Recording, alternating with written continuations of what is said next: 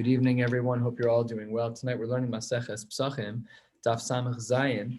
We're going to be spending the night learning a number of drashas and learning about the prioritization of different types of tumah between a zav and a mitzora and a tamei meis. And we'll see some reversals on what we might have thought. Of course, we know that the avi avosa tumah is going to be tamei meis, but there actually are some chumras of other types of tumah. Let's say, for example, a zav, all of whose discharges are equally severe, right? If the roko and zovo of a zav, that's still an av hatuma, so that doesn't happen with a mace because he's dead. So it could be that a zav is worse. So we're going to go through a variety of different aspects of Tuma because we need to understand how the Korban Pesach functions as it relates to Tuma. And with that, the Gemara opens on the bottom of Samach Vav Amud Beis, right at the first of the longest lines. Yesterday, Ashkechan, we learned Tamidu Pesach Dedachu Shabbos. We learned the Gzera Shava yesterday, maybe a Kal V'chomer, if you recall, the Kal V'chomer that only Hillel Habavli had, that maybe nobody else had the Masorah for. And we learned about a Tamidu Pesach, that these two korbanos, that they were Doches Shabbos. Remember, the beginning, Hillel Habavli couldn't remember, not Hillel Habavli, it was the Bnei B'Seira, they couldn't remember what the din was. And then it came to Hillel Habavli, he's like, of course, Pashat, you're allowed to do the Korban Pesach on Shabbos. So that we know. Dedachu Tumah Minale, what happens if the Tzibor, if Rov of the Tzibor is Tameh? So are we still allowed to do the Korban Pesach? That is a Shaila. How do we know that that's true, that if most of the Tzibor is Tameh? We know the famous principle of Tumah Hutra B'Tzibor. How do we know that if most of the tzibur is tamei, that we can still bring the korban pesach? That's a great question. Like, we know in general that if one person is tamei, we spoke about this yesterday, we'll speak about it more today, that the halacha is that he should not be eligible for the korban. A person is tamei, whatever. We said this yesterday. You can't just take a korban when you're tamei. It's kachim. It's kachim kam. You're not allowed to touch it.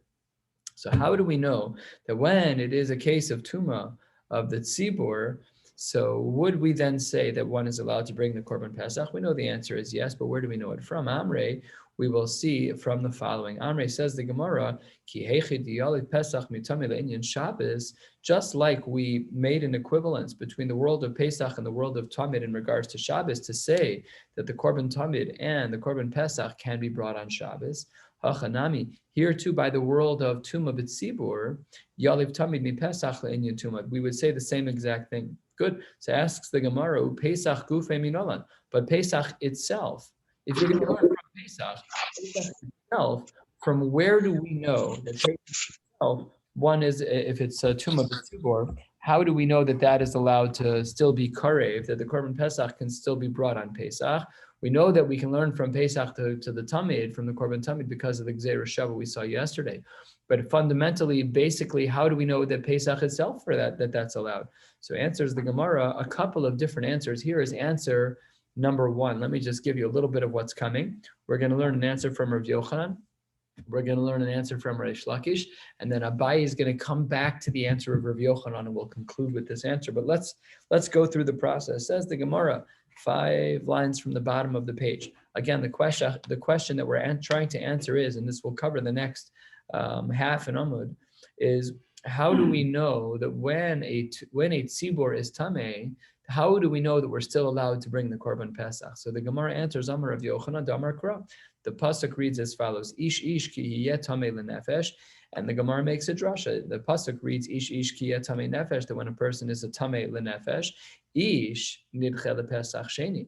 If on Yud Daled a person is going to be tamei, so then it's nidche, it's pushed off to Pesach Sheni. Yud Daled Nisan is the ideal day. Yud Daled Iyar is Pesach Sheni. So then you bring the Korban Pesach if an individual is ineligible for the Korban Pesach because he's tamei, so he postpones it until Yud Daled Iyar. But Tzibur, skipped a line. Ish nidche lepesach sheni ve'ein tzibor nidche lepesach sheni ela avdei betuma. But when it comes to a tzibor, we don't postpone them to Pesach Sheni to Yud Daled Iyar ela avdei betuma. We do the korban, but we do it even though the tzibor is betuma. So this is the Gemara's answer. Rabbi Yochanan says it's from a pasuk. This is how we know that a tuma of a tzibur, that we're still allowed to do a korban pesach, because the drasha is that an individual, by him we're nidche, we push him off. We know the concept of nidche from a fast day, right? If you have a regular fast day that falls out on Shabbos, even Tisha B'Av, we push it off, except for Yom Kippur, we're nidche all fasts, and they all push off to Sunday. It has a slightly lesser status in halacha, though not significantly, but somewhat. Either way, this is the Gemara's answer. So Amar le Reb Shimon ben Lakish le Rav Yochanan, hang on one second. This is not a good Mari Makom to learn from. Why not? 3 lines from the bottom, Samach Vav Amud Beis. Says the Gemara, Ema, I could have argued that your drasha should have been different. What should your drasha have been on the pasuk of Ish Ish? So says the Gemara, Ish nidche lepesach sheni. Maybe we should say that yes, the individual should be pushed off. If he's tamei, he should not do the korban hatamid on Yud Daled of Nisan because he's tamei, but he's nidche to Pesach sheni Yud Daled Iyar. So that's fine. But maybe the second part of your drasha, Rav Yochanan, was wrong. Maybe what we should have said about the tzibur is not that a tzibur would do the korban even if there's tamei, but rather maybe we would have argued tzibur less l'utakanta lo b'pesach rishon lo b'pesach sheni, that year the tzibur won't do a korban pesach. That's a wild idea. But really, fundamentally, what Rav Shimon ben Lakish is saying to Rav Yochanan is that the way that you made your drasha was arbitrary. You said that an individual who's tamei, he gets pushed off, but a tzibur doesn't get pushed off. They could have the korban right now. Okay, but why? Maybe not. Maybe the reason why the ish is maybe the first part is still correct, but the second part's not correct. Maybe a tzibur loses out on the opportunity. The whole tzibur is tamei, so done. This year's korban pesach is a fail. Okay. So therefore, Rav Shimon ben Lakish doesn't like it, and he therefore recommends his own answer. Amar Rav Shimon ben Lakish, 2 lines from the bottom, he says, Mehacha, where do we know that the korban pesach can be brought when the tzibur is tamei? We learn it from a different pasuk. The pasuk reads, Ve'ishlechu min ha'machaneh kol tzarua v'chol zav v'chol tmei nefesh. That from the machaneh, we send out a tzarua, someone who's a metzora.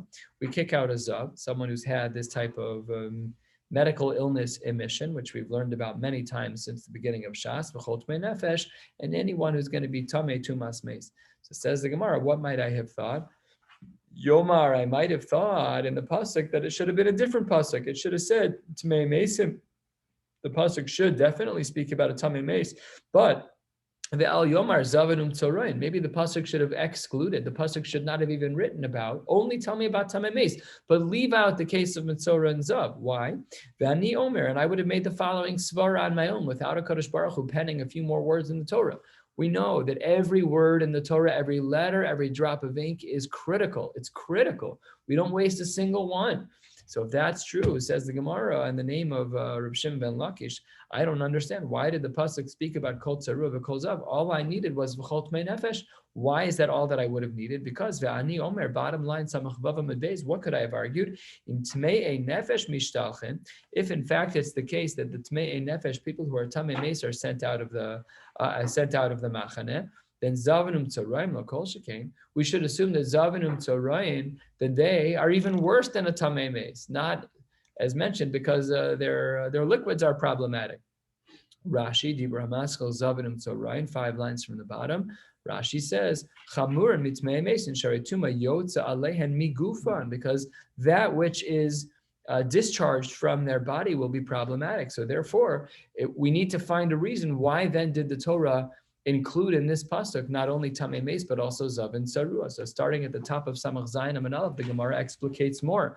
It must therefore be that there is a time, there is a scenario. Shezavanim tzaruim mishtalchen ve'ein tamei meisim mishtalchen. There must be a case where a zav and a metzora will be kicked out of the machaneh, but a tamei meis can stay. When is that? Ve'ezeh Pesach haba b'tumah. Now we have our second answer. This is Rav Yochanan. This is Rav Shimon ben Lakish's answer, and he's saying, we see from the fact that the pasuk includes that which is seemingly obvious of the zav and the tzarua, because we could easily make a kal v'chomer to include zav and tzarua in the category. We therefore see that because they're included, that there's a scenario where tamei meis has a heter that the other two don't. What would that be? That's Pesach. So this is the answer of Rav Shimon ben Lakish to our question, which is, how do we know, or I should say, from where do we know that when there is a tumah b'tzibor that we're still allowed to bring a korban pesach? And the answer is from this pasuk, from the extraneous words of zav and metzora. The pasuk reads literally kol tzarua v'chol zav. We therefore learn that one is allowed to bring the korban pesach if it's a pesach haba b'tumah. Good. Amar Abaye, hold on one second, Rav Shimon ben Lakish. Now, they were 2 generations apart, so they may not have been dialoguing directly with one another. Amar Abaye, if what you're saying is true, Ihachi, Lemanami, then maybe we should have had the pasuk say something different. Yomar Zav utmei meis, and maybe the pasuk should have only said the case of Zav and Tamei meis, ve'al Yomar Mitzora. If you wanted to make your point that there's something unique about Tuma, then I don't need both Zav and Mitzora.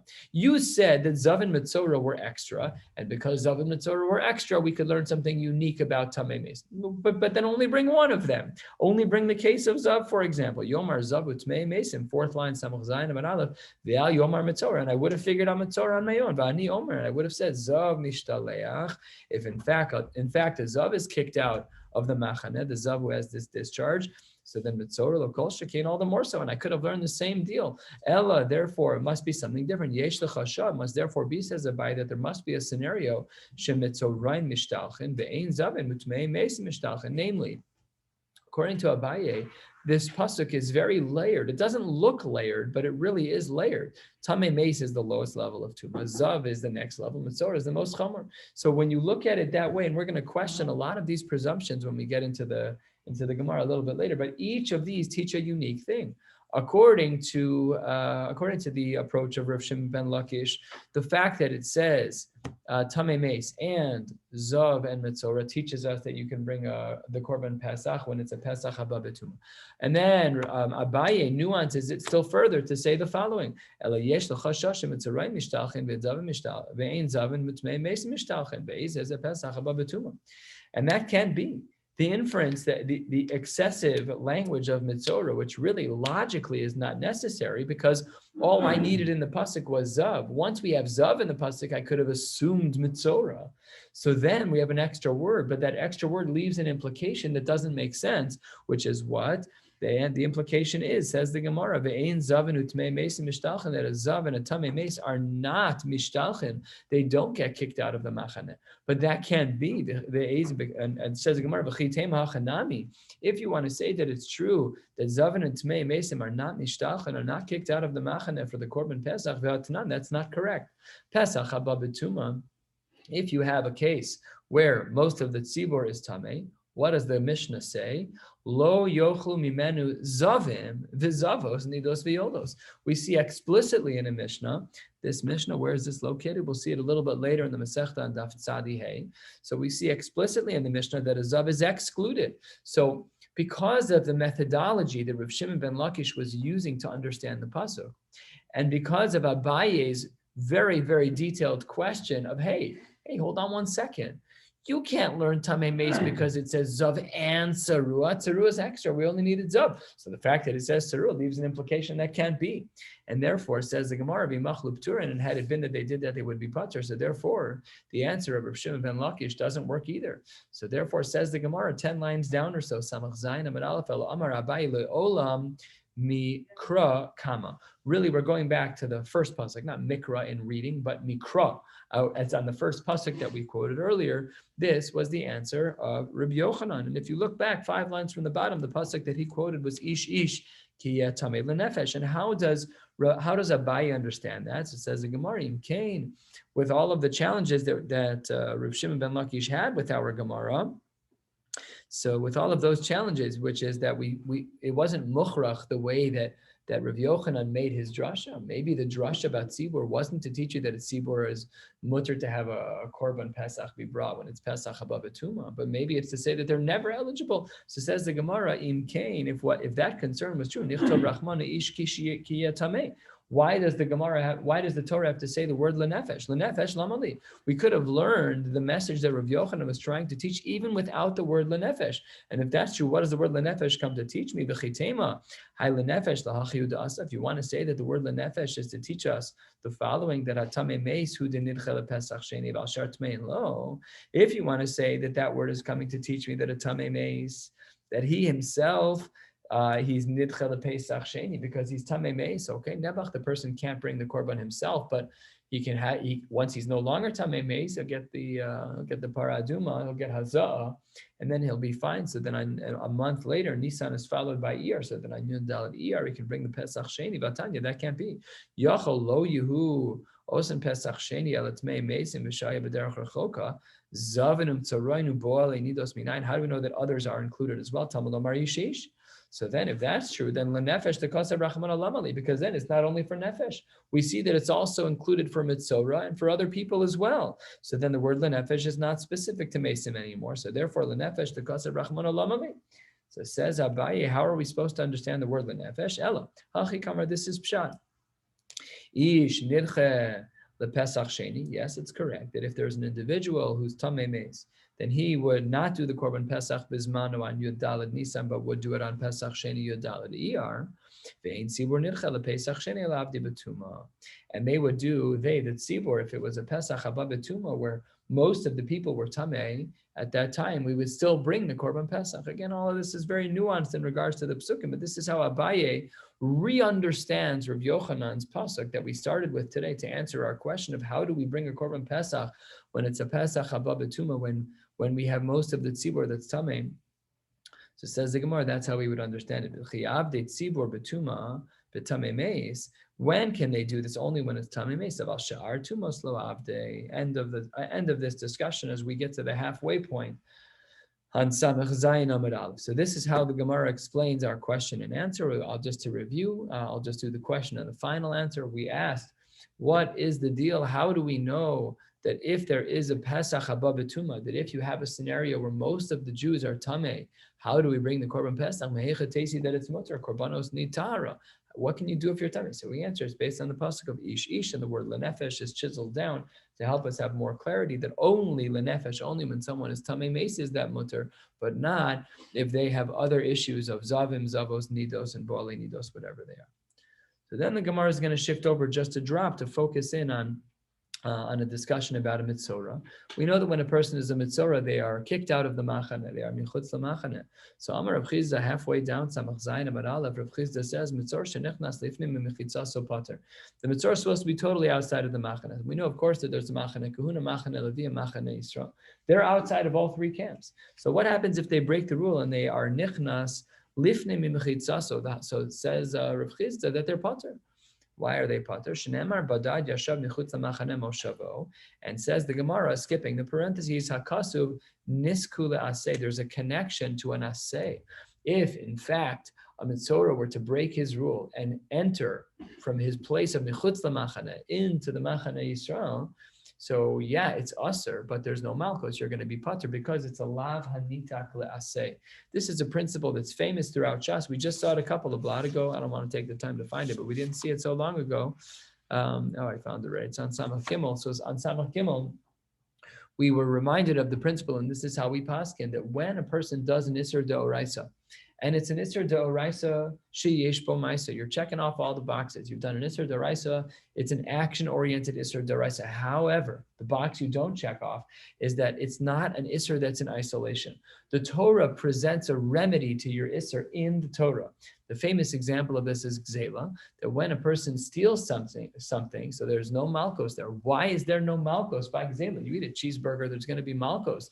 You eat a whatever, there's going to be a lot of things that have malchus, but there will be no malchus if you steal. Why not? Because along with the lav was also the aseh of the heishivas gzela sher gazal. And when we have a lav hanitak le'aseh, when you have a Torah iser, it's a real lav, it's a real iser doraisa, but the Torah builds in the remedy of the aseh. So then the halacha is that you're pater from malchus. So here too, this mitzora should have been michutz l'machane entirely. He entered in. It's an iser doraisa. Where are the malchus? Rav Chizda says there are no malchus because it's a lav hanitak le'aseh.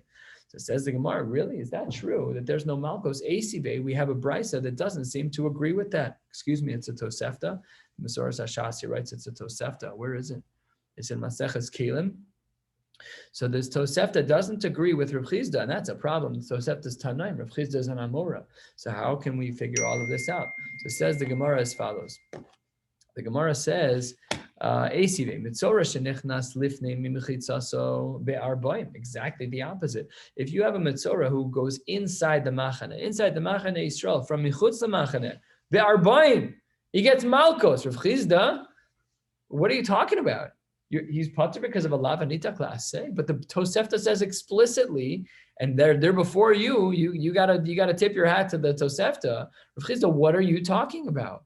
Says the Gemara. Let's finish the brisa and then we'll answer our question. Zavin v'zavo shenichnasu bifnim mimechitzasan be'arbaim. They too, a zav and a zava, they're not supposed to be in a certain area in the machane.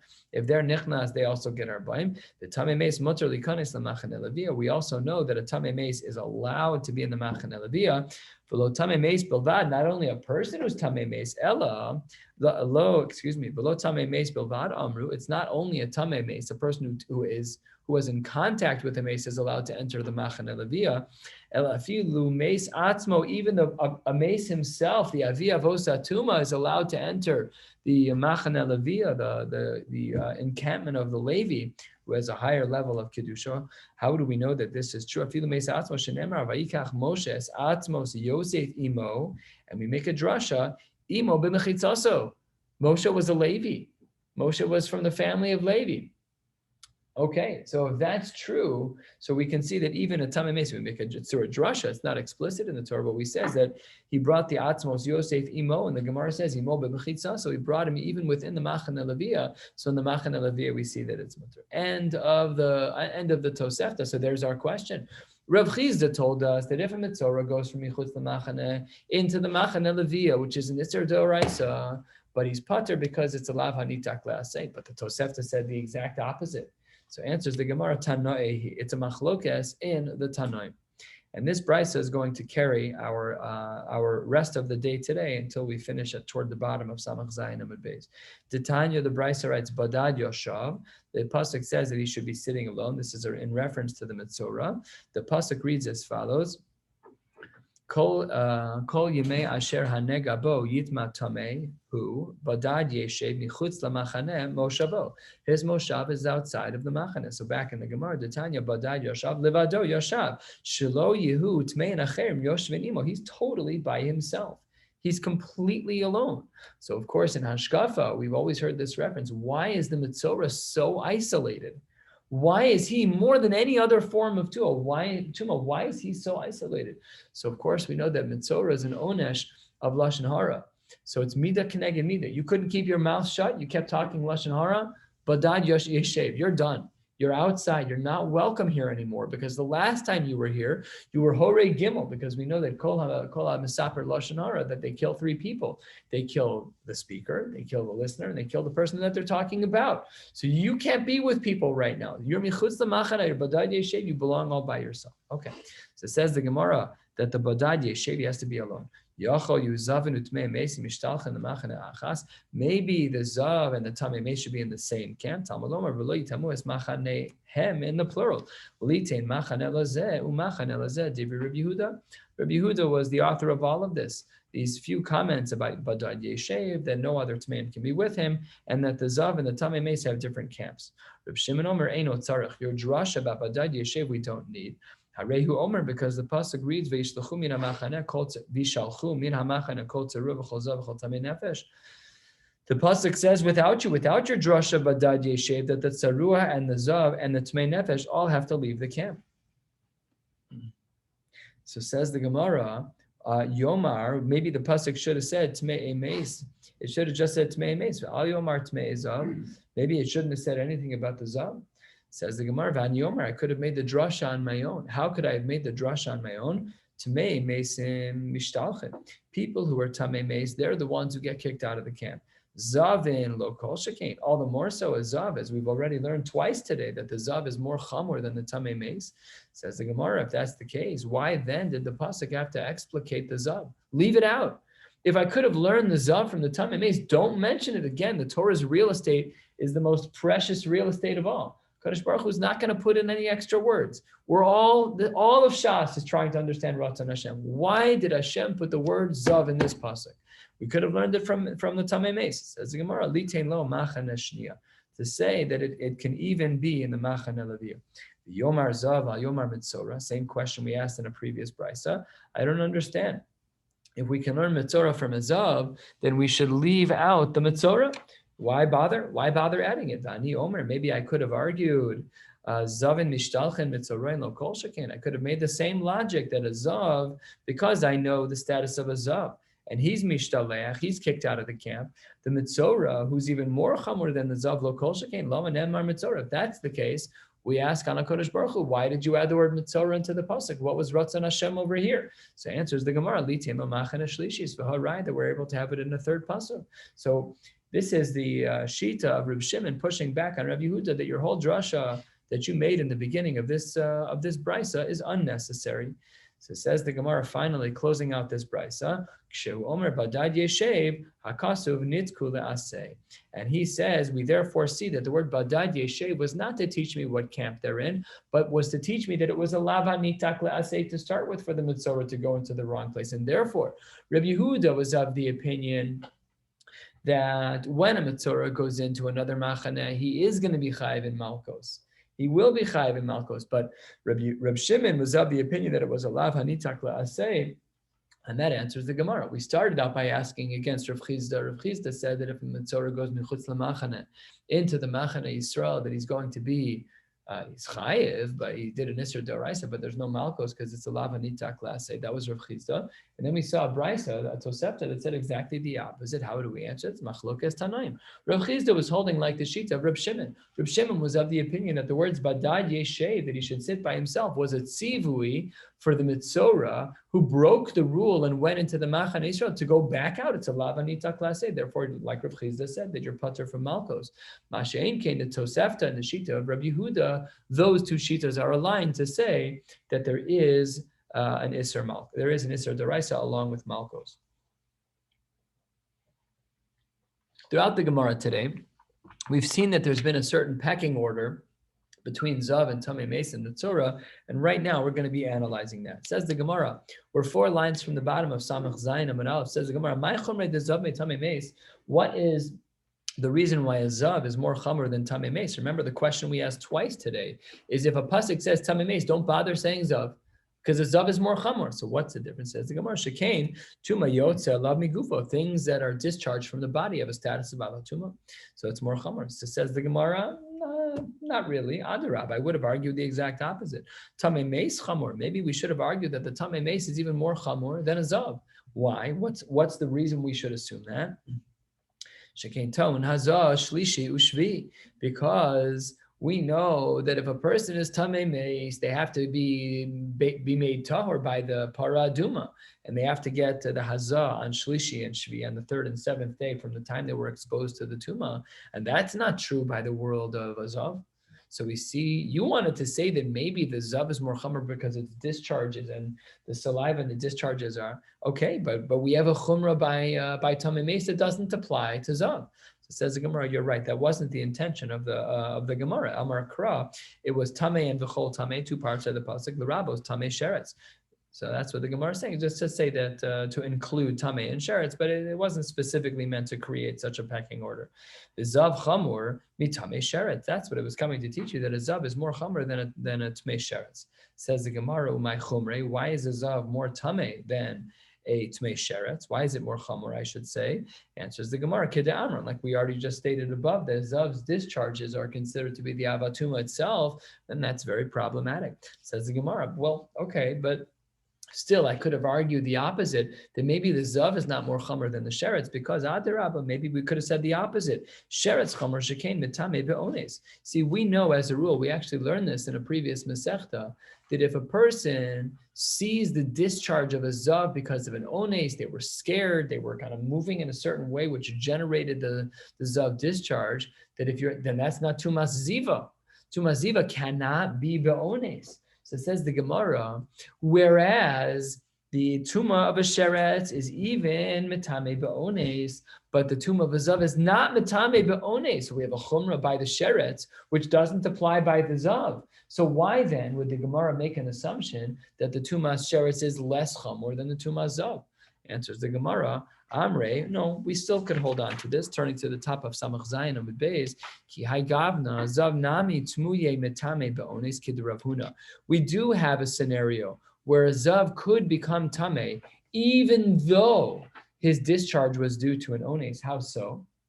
Says the Gemara, the Amar Rav Huna, second line, Samach Zayin Amud Beis, the Amar Rav Huna, Re'iyah Rishona Shel Zav Mitama Be'ones. You're right. You can't become a Zav Gadol with multiple discharges. A person cannot become a Zav Gadol by Ones. That's not possible. But the first status of a Zav Katan, a regular Zav, a Zav who only saw a single discharge, that first discharge of the Zav, that is still considered to be an ones like Rav Huna, and therefore we do still have a chumrah of zav over tumas sheretz.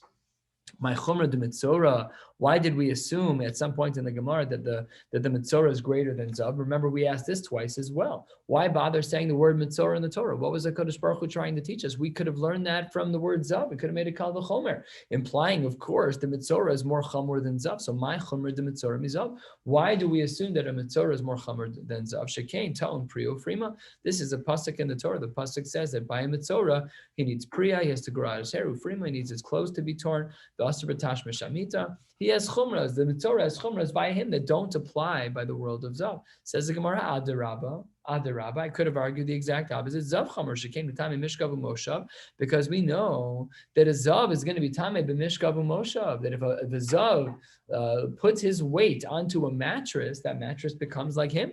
So that's a big chumrah. Not only that, but also umitame kli cheres beheset. If he just simply moves, literally just moves a kli cheres, done. You are considered to be. You've made that into a problem. So the zav has chumras as well. So why then would we assume that a mitzora is more chumr than a zav when I've already given you multiple scenarios in which a zav is more chumr than a mitzora? So says the Gemara, Amar Kra, you're right. Zav v'chol zav. The pasuk says both of those languages. The pasuk reads like this. The pasuk says, "Tzaves b'nei Yisrael v'yishalachu min hamachaneh kol tarua v'chol zav."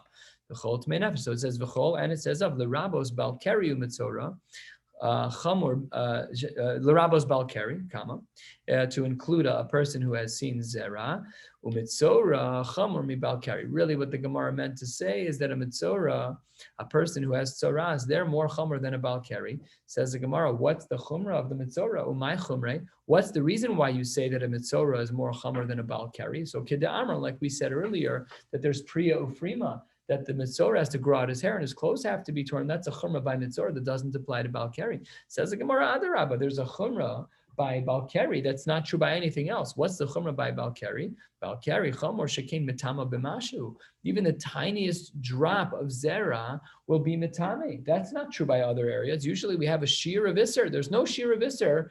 According to this shita, there's no shear of isser by bal keri. So there's a chumrah by bal keri that's not true by mitzora, because a mitzora has to be at least the size of a gris.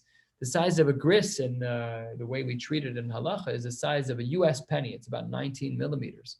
So I think it's 19 millimeters.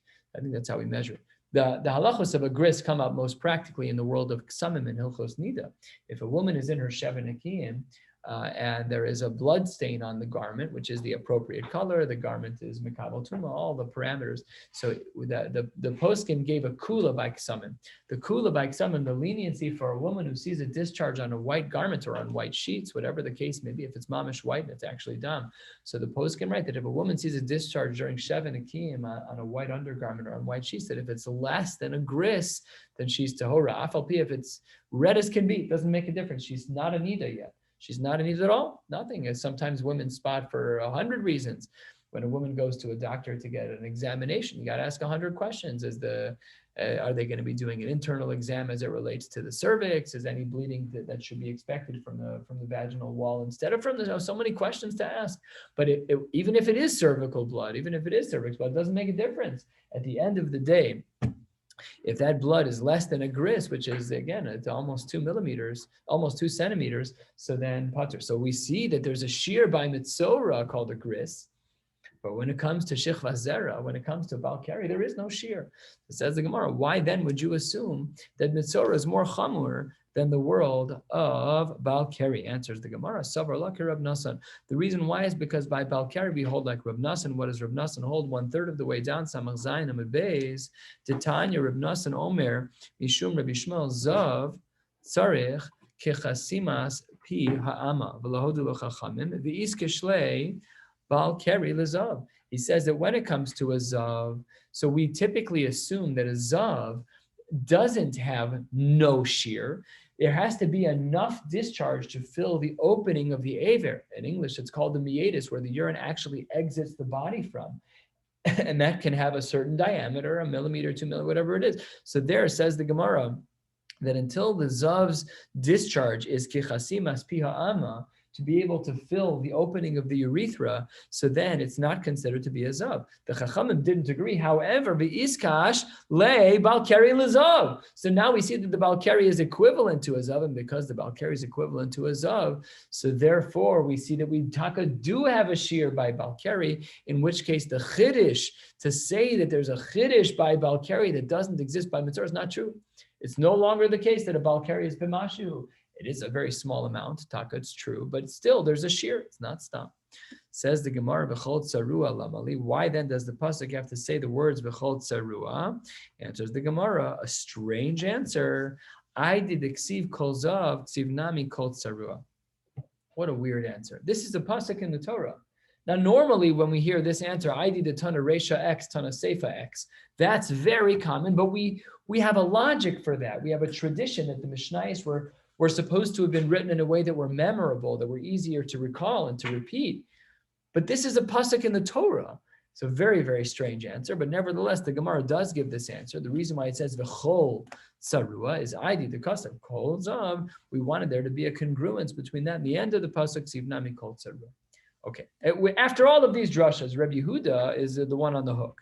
Rabbi Yehuda, you and the Brisa who argued in regards to the opinion of Reb Shimon, the Brisa where we quoted on the bottom half of Samach Zayin Manalev, Rabbi Yehuda, you got some problems in answering the question. Shapir Kama Reb Shimon. Reb Shimon gave a great pshat in the Psukim. Why didn't you give pshat in the Psukim the way that he did, defining kol and the prioritization of Zav versus Metzora versus Tamei Meis versus Balkari?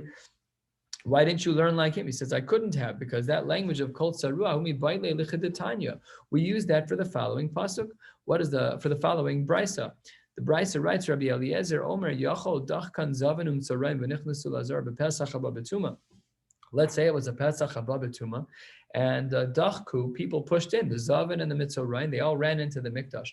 Maybe they would be chayiv. Yachol Yu Chayav and Talmud Lomar. This pasuk V'Shaluchu Min HaMachaneh Kol Tzarua V'Chol Zav V'Chol Tmei Nefesh. Excuse me. This is true when Tmei Mesim are mishtalchen. Zavin Tzarayin mishtalchen. And as well, Zavin Tzarayin, they should also be mishtalchen. Ein Tmei Mesim mishtalchen, ein Zavin Tzarayin mishtalchen. But if the Tmei Mesim are not going to be kicked out, so then the same would be true by Zavin Tzarayin. And even if they were dochek, even if they forced their way in, the halacha is that they would not be chayiv. We're going to stop here at Omar Mar and pick up in Mirza Hashem tomorrow night for Daf Sameches. Wishing you all a beautiful night. What?